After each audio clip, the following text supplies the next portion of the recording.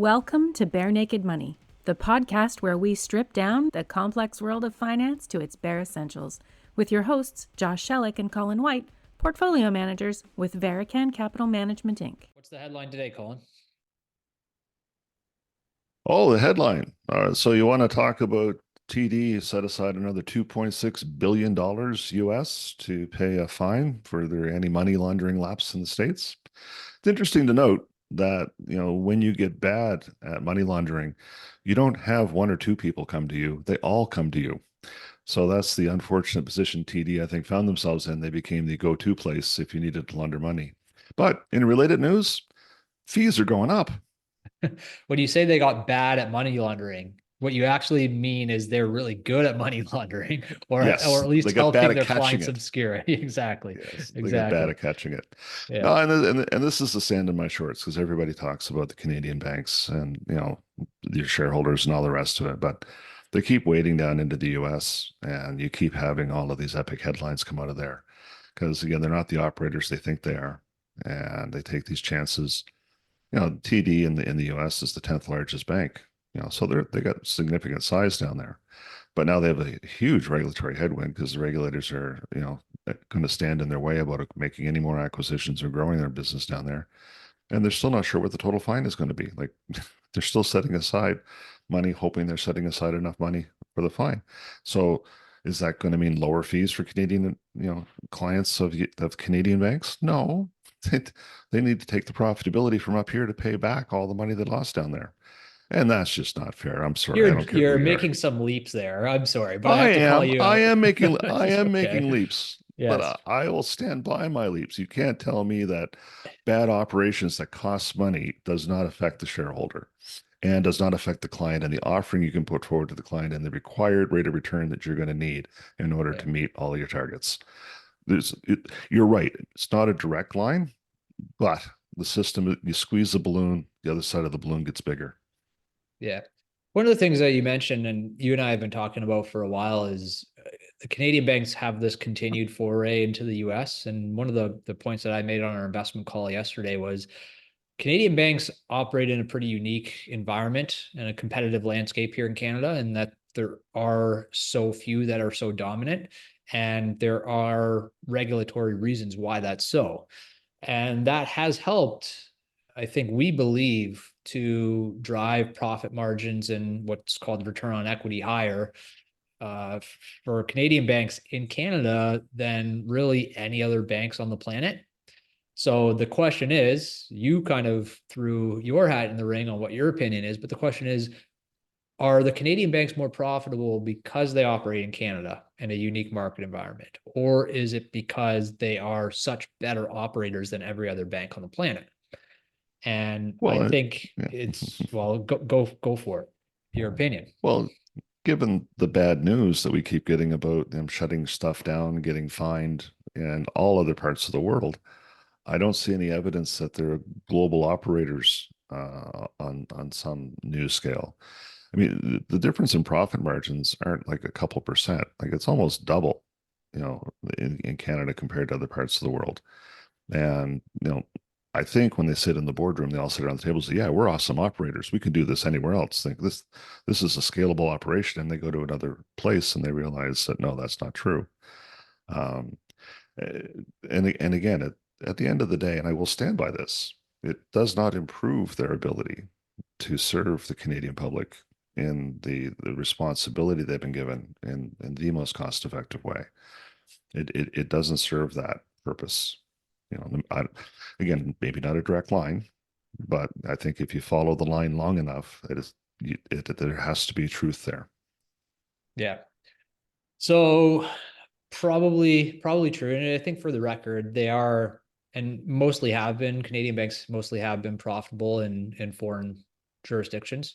Yep. Maybe not as profitable as they have been in Canada, but they have been profitable. And I think you can define success in different ways. And I don't know, I don't know if I'm defending the Canadian banks right now, but it sounds like Yes, it. keep going. I'm enjoying this.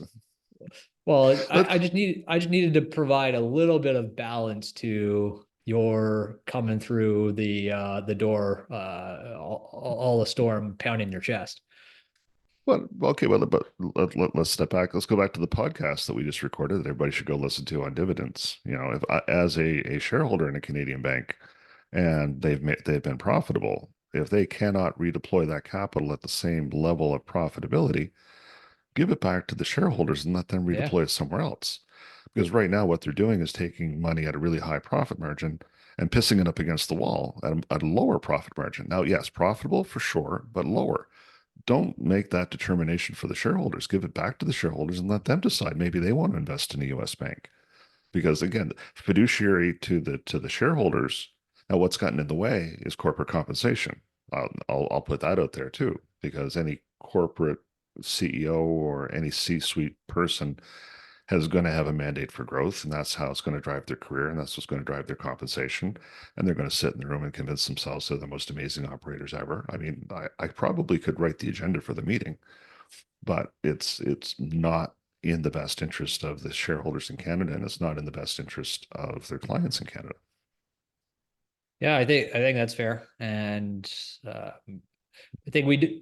It's hard to say with perfect foresight exactly what they're going to be earning in terms of profitability and whether that's better than their shareholders can get elsewhere. So it's not as cut and dry, black and white as you're making it sound, but I do think there is probably some mixed incentives there for maybe not being optimal for the shareholder at the end of the day. Mixed incentives, water finds every crack. Like when you pour water on something, like that's like greed. Greed finds every crack. I mean, Yeah. greed is very water-like. But no, yeah, it's just another stark reminder. And again, part of it is the Canadian banks. I'll defend the Canadian banks for a second. The Canadian banking system is one of the most stable and the most revered in the world. Like when the rest of the world is struggling, like we don't have bank failures in Canada like they have in the US. We do not have, even during 2008, the Canadian banking system was seen as something that the rest of the world wished they had. All right. So yeah, I'll stand behind it. It's absolutely the envy of the world in that regard. But come on, I think you can do better. Stop being lazy. Like just do the right thing. You can still be big and awesome and not be so dumb in some respects. Yeah, bigger picture, it's tough to read too much into the TD results because it is likely something that's temporary where they've thrown a lot of kitchen sink, I called it dirty laundry, into one pile this time around. Oh, listen, in my previous life as an accountant, I was sitting at the desk when that happened. It was like, the operating results get to a certain point. Literally, they said, okay, what else do we got? And everybody went looking. And like as a junior accountant, I'm going, really? This is how it works? I was shocked. I was appalled. I was dismayed. But yeah, it really is a thing because life is an expectations game. And the difference between disappointing your wife a little bit and disappointing your wife a lot, it's not that material. Once Careful. she's disappointed. Careful. Is Oh no, Renee no, going to listen to this? oh, absolutely. And yes, once I've disappointed her a little, I might as well disappoint her a lot because then I can build back from that and I can be a hero sometime. So it's an expectations game, Josh. Yeah. Anything else market related that you're seeing that's catching your interest this week? Well, no, I mean, you had a good observation there about, the panic and end of Earth, seems to have been overdone. Yeah, well, 2 weeks ago we thought the world was ending, and today I think we're making new highs or close to it with global stocks. So it's amazing how stuff changes on a dime and how people can investors can panic pretty quickly and unpanic, if that's a word, just as quickly. Unpanic is great. Oh, listen, that we had that revision on the jobs numbers come out that was Yeah. seemed a little bit material. There was the jobs numbers are overreported by 919,000 over what was a 6 month period or an 8 month Yeah, I period? think so. I think it was around 800,000 over the last 12 months is what I saw. But I think whatever the number is, it's something that I noted yesterday. We've been seeing consistently where jobs in the US have been reported at one number and they get revised several weeks later when there is more data to a lower number. And that's been consistent for much of the past 2 years where they've been revised downward. So it's one of those things where at first blush, things seem okay. And then when you get more data, things are maybe less okay than people thought. So it also highlights one of the things that we talk about a lot, that it's hard to rely on these numbers to make any decisions, because for one, they're lagging. So we're reporting what happened last month or 2 months ago or whatever. And two, as we're seeing, they're constantly revised. So even when they're reported, we don't even know what the right number is anymore. Yeah, and again, anecdotally, and I haven't gone back and actually done the math on this, but it seems that it lags. When things are on their way down, they tend to be overstated and then get restated down. When they're on their way up, it seems to go the other way. And I think it just comes with the trying to measure the number of jobs last week. Oh, come on. Like, are you in a plane flying across the country, looking down and counting people walking to work? I mean, where is your information coming from that quick? I mean, obviously you're making some assumptions and making some leaps in there to come up with the number. But it does move the market on a daily basis. It does move interest rate expectations on a daily basis. The restating of the 800,000 or 900,000 jobs, I saw a ripple in the market over No, that.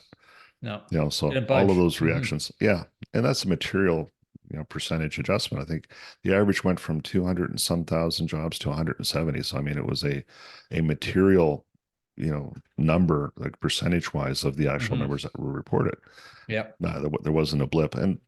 But going back to what the Federal Reserves are looking at, both the U.S. and the Bank of Canada are looking at, they probably have, more information sources than we're looking at, and let's give them credit for a second, Josh. I'm going to stand up for the U.S. Federal Reserve. They might have seen this and weren't as surprised by this as maybe the rest of the street was, or maybe not.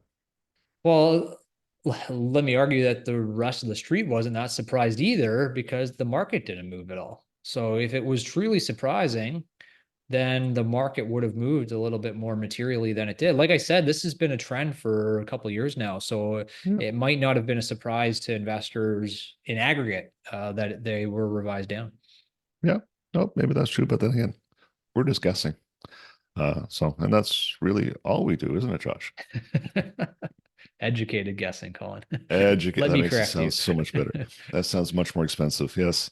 If you're breaking a sweat trying to figure out what your financial advisor is talking about, you're not getting the service you need.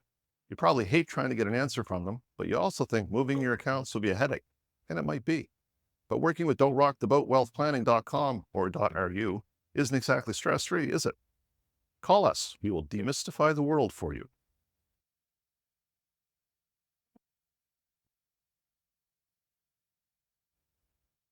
Please note, the information provided in this podcast is for general information purposes only. It is not intended as financial, investment, legal, tax, accounting, or other professional advice. Our discussions are not a solicitation to buy or sell any securities or to make any specific investments. Any decisions, based on information contained in this podcast, are the sole responsibility of the listener. We strongly advise consulting with a professional financial advisor before making any financial decisions. Listeners should be aware that investing involves risks and that past performance is not indicative of future results. Barenaked Money is produced by Barenaked Capital Management, Inc., a licensed portfolio management company in Canada. We operate under the regulatory framework established by the provincial securities commissions in the provinces within which we operate. The views expressed in the podcast are our own and do not necessarily reflect the official policy or position of any regulatory authority. Remember, at Barenaked Capital Management, Inc., we focus on aligning our goals with yours, prioritizing integrity and transparency. For more information about us and our services, please visit our website. Thank you for listening, and let's continue to challenge the norms of the financial services industry together.